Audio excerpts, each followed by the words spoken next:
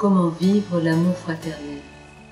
Il est vrai que l'amour fraternel est un lieu de grand combat et aussi de grande souffrance. On peut le voir dans la Bible, comment dès le commencement, dès qu'il y a eu deux frères, Abel et Caïn, eh bien ça s'est terminé par un meurtre.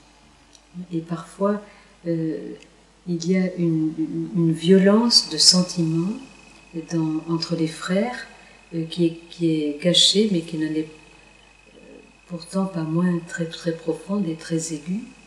Et donc c'est intéressant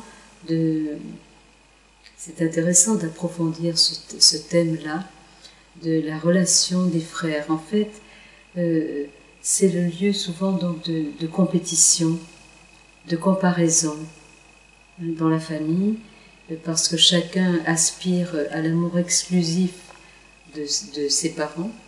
Je connais un petit garçon il est l'aîné de 3 frères et sœurs, et en fait, lui, son grand désir serait été d'être fils unique. Donc il a beaucoup de mal à accueillir ses frères et sœurs parce qu'il trouve qu'ils lui ont compliqué la vie depuis qu'ils sont arrivés. Donc, et je dirais parfois nous aimerions finalement être enfants uniques, hein, bien que les enfants uniques aimeraient bien avoir des frères et sœurs, donc rien n'est parfait dans ce monde. Mais je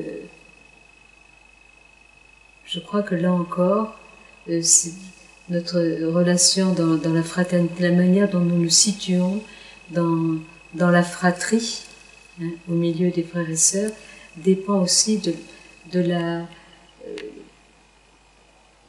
manière dont nous nous sentons aimés par nos parents, hein, d'abord par nos parents, puisque pour nous, ils représentent l'image de Dieu. Donc si nous avons des blessures par rapport au père ou à la mère, si nous avons pressenti des préférences, il y a toujours des préférences qui s'expriment dans les familles, donc des blessures.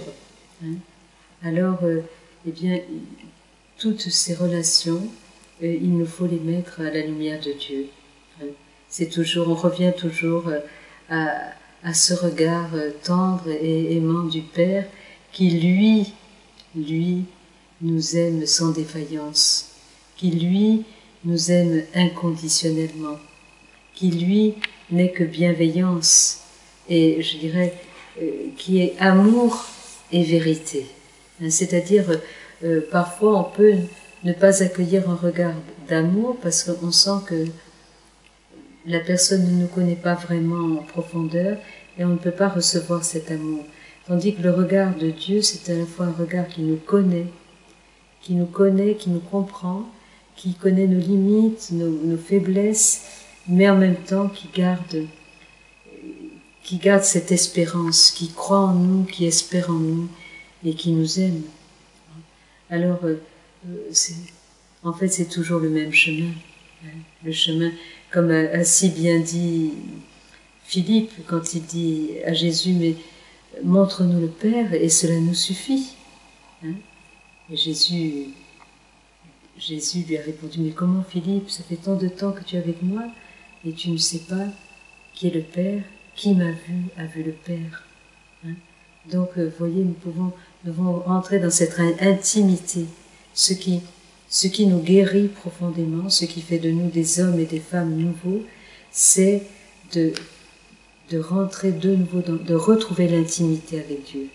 Nous devons avoir une relation intime, une relation vitale avec Dieu, comme d'un être vivant à un être vivant, d'une personne à une personne.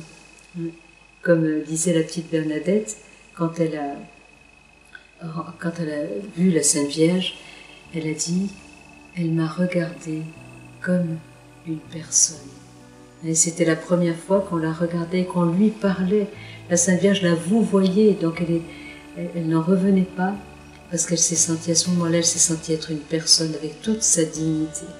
Et je crois que encore une fois, la relation dans la fratrie, dans la fraternité, la vie fraternelle, eh bien, peut devenir vraiment un lieu de grande joie, de grand bonheur. Mais pour cela, il faut vraiment se laisser guérir dans notre intimité profonde, en accueillant la tendresse de Dieu. Une relation vraiment très intime avec le Seigneur, avec ce Dieu tout-puissant, mais qui nous aime immensément.